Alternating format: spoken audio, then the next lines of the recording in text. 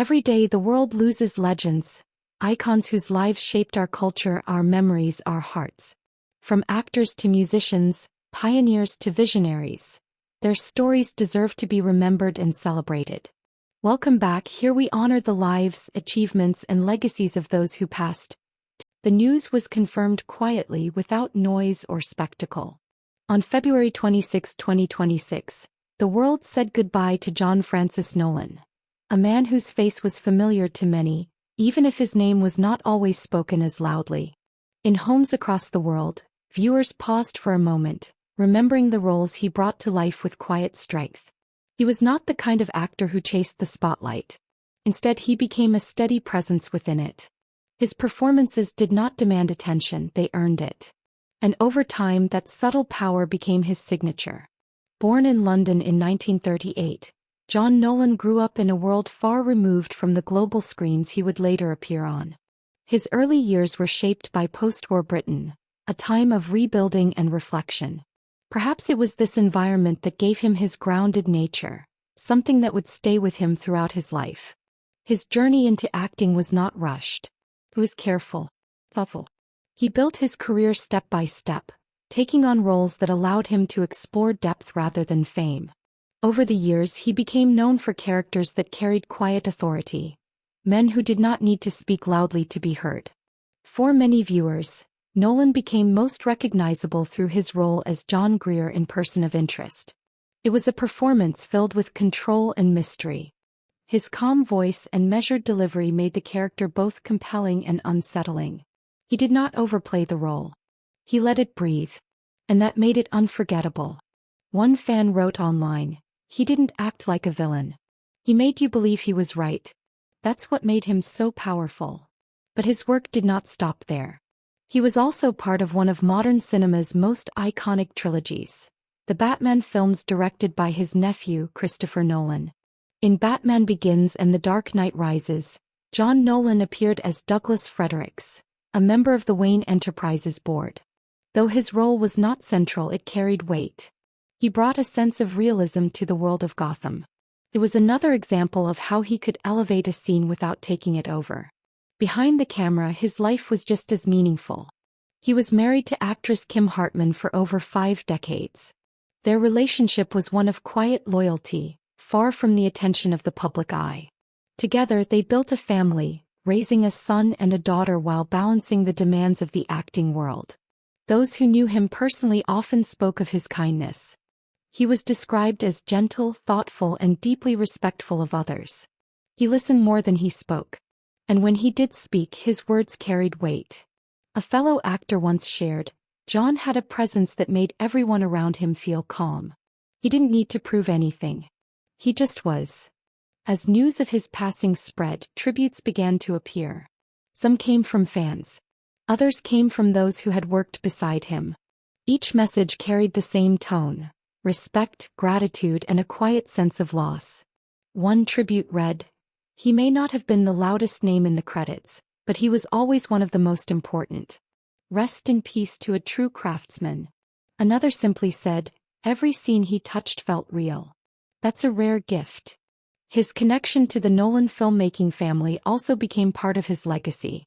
As the uncle of Christopher and Jonathan Nolan, he was part of a creative circle that helped shape modern storytelling. Yet he never relied on that connection. He built his own path, one role at a time. There was a quiet dignity in the way he approached his work. He did not chase fame or recognition. He focused on the craft. And in doing so, he earned something deeper: respect that lasted beyond any single role. In an industry often driven by noise and attention, John Nolan stood apart. He reminded audiences that sometimes the strongest performances are the ones that do not try too hard. The ones that feel real, honest, human. As the world reflects on his life, it becomes clear that his impact cannot be measured by headlines alone. It lives in the scenes he shaped, in the characters he grounded, and in the memories he leaves behind for those who watched him. His story is not one of sudden fame or dramatic rise. It is a story of consistency, of quiet dedication, of showing up again and again and giving each role the care it deserved. And now, as the lights dim on his journey, there is a sense of stillness. Not empty but full, filled with the echoes of a life well lived. John Francis Nolan will be remembered not as the loudest voice in the room, but as one of the most steady, one of the most reliable, one of the most real. And in that quiet legacy, his presence will never truly fade. The news came quietly from the world of baseball, carried through stadium corridors and morning broadcasts that paused for a moment before continuing. It was the kind of silence that follows the loss of someone deeply rooted in the game. Phil Garner, a name long tied to grit and determination, was remembered today with respect across the sport he helped shape. There were no loud celebrations, no cheering crowds. Only reflection. From old teammates to young players who never met him, there was a shared sense that a steady presence in baseball history had stepped away for the final time. Born into a game that demands both patience and pain, Phil Garner built his identity on effort rather than ease. He did not enter baseball as a superstar promise. Instead, he earned his place through persistence. Every inning he played carried a sense of purpose, as if every ground ball and every swing mattered beyond the scoreboard. He first rose to wide attention during his years with the Pittsburgh Pirates. It was there that he became part of something larger than himself. In 1979, he helped the team reach one of its greatest moments, becoming a World Series champion. That season was not just about victory. It was about resilience, unity, and belief when it mattered most. A former teammate once reflected, "Phil was the kind of player who made everyone else believe they could go further." He never backed down from a hard moment. That attitude followed him throughout his career. Whether he was at second base or stepping into leadership roles, he carried a steady intensity that never faded. He was not flashy. He was dependable. And in baseball, that kind of presence is often what holds a team together. As his playing days evolved, so did his role in the sport. He later became a manager, guiding teams with the same mindset he once brought to the field. His time with the Houston Astros stood out as a defining chapter in his leadership journey. He led with calm authority, often choosing patience over pressure. One former player shared in a tribute, "He didn't just manage games. He managed people. He knew when to push and when to listen." That's what made him different. Across stadiums and seasons, his influence was felt in small but meaningful ways. Young players learned from his discipline. Veterans respected his honesty. Fans recognized him as someone who never disrespected the game, no matter the situation. Even in difficult seasons, he remained steady. Baseball is a sport built on failure as much as success, and Phil Garner understood that better than most. He never allowed setbacks to define him. Instead, he treated them as part of the journey. A fan wrote online, "He wasn't just part of baseball history. He felt like baseball itself. Tough, patient, and real." As time moved forward, his name became less frequent in daily headlines, but never absent from memory. His legacy lived in the way the game was played by those who learned from his example. Coaches still referenced his leadership style. Players still studied the kind of discipline he embodied. There was a quiet strength in how he approached everything. He did not demand attention. He earned respect. And that respect never faded even as the years passed. In later reflections on his career, many spoke not only of his achievements but of his character. He was seen as someone who valued the team over the spotlight, effort over recognition, and consistency over fame. Another tribute from a former colleague read, "You don't replace a person like Phil Garner. You just carry what he taught you into the next game." As news of his passing continued to spread, the baseball world paused again. Stadium lights felt a little softer. Old highlights carried a little more weight. And memories of his greatest moments returned with renewed emotion. But beyond the statistics and the games played, what remained most powerful was his spirit. The way he approached every inning like it mattered. The way he treated every teammate like they mattered. The way he respected the game that gave him his life's work. Phil Garner's story is not just written in wins and losses. It is written in effort, in leadership, in the quiet determination that never asked for praise but earned it anyway. And now, as the echoes of his career settle into memory, the game he loved stands a little different. A little quieter, but richer because he was part of it. His legacy will continue not only in record books, but in the mindset of every player who chooses discipline over comfort and teamwork over ego. Phil Garner will be remembered as a competitor, a leader, and a steady force in the rhythm of baseball. And in that memory, the game keeps his spirit alive, one inning at a time. The news reached the music world in a quiet, heavy way. No loud headlines at first, just slow confirmations spreading through radio stations, social pages, and late-night conversations. The passing of Afrika Bambaataa marked the end of a life deeply tied to the birth of a movement that changed global culture forever. For many, it felt like the closing of an important chapter in music history. A figure who once stood at the center of a cultural explosion was now being remembered in silence and reflection. Born and raised in the Bronx, New York, Afrika Bambaataa grew up in an environment shaped by struggle, change, and community energy. In those streets, music was not just sound, it was expression, identity, and survival.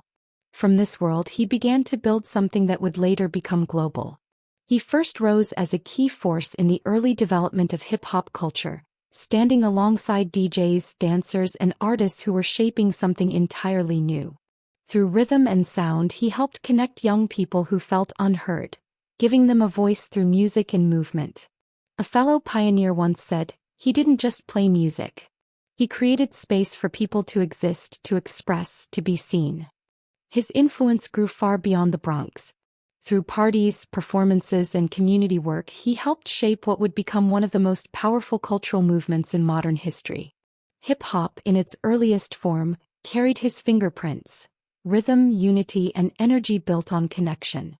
Many remember his role in forming the Zulu Nation, a collective that focused on peace, unity, and cultural awareness. It was more than music. It was a message. A belief that creativity could bring people together, even in difficult environments. One early collaborator shared in a tribute, "He gave us more than beats. He gave us direction. He made us believe that what we were doing mattered." As hip-hop expanded across cities and countries, his name became part of its foundation. DJs, rappers, and dancers around the world acknowledged his role in shaping the culture they now lived and breathed. His early vision helped turn a local movement into a global force. But his journey was not without complexity. In later years, discussions around his legacy included both celebration and controversy. While many honored his contributions to music and culture, others reflected on difficult allegations and public debates that followed him. A public commentator once noted, "His legacy is layered. You cannot tell the story of hip-hop without him, but you also cannot ignore the conversations that came later." Even with these complexities, his impact on music history remained undeniable. The early architecture of hip-hop, its energy, its structure, its community spirit, was shaped in part by his vision and influence.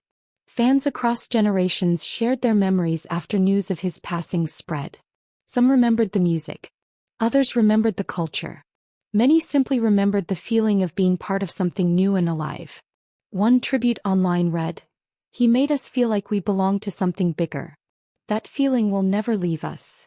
Another said, "Hip-hop started as a voice for the streets. He helped make sure that voice was heard around the world." In later years, Afrika Bambaataa's presence in public life became quieter, but his influence never faded. His early contributions continued to be studied, referenced, and respected in conversations about music history and cultural change.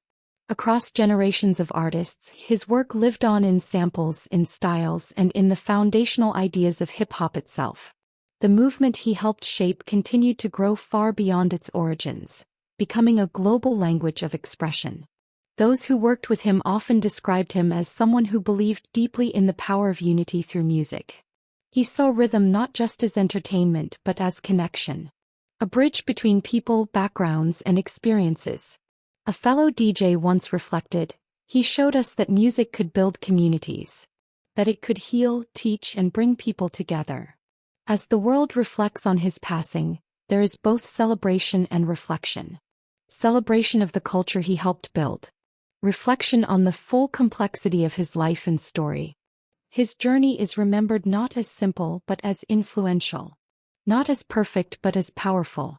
A life that helped shape a sound that now belongs to the world. Afrika Bambaataa will be remembered as a pioneer who stood at the beginning of a cultural revolution. A figure whose early vision helped define a global movement. And even as time moves forward, his influence remains woven into the rhythm of hip-hop itself. In that rhythm, his legacy continues, alive in every beat, every voice, and every story the culture still tells today.